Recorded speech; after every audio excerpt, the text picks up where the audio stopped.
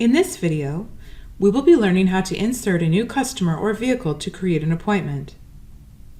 Click on the Schedule button on the top of the main window. Move to the right upper corner and click on the Option button. Choose Create Customer Appointment.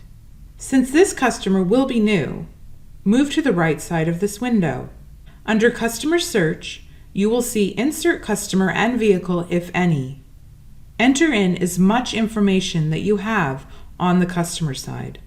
On the vehicle side, if you don't have the VIN number, just edit the vehicle side when the customer comes in.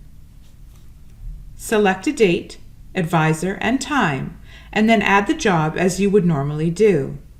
Click OK, and you are done.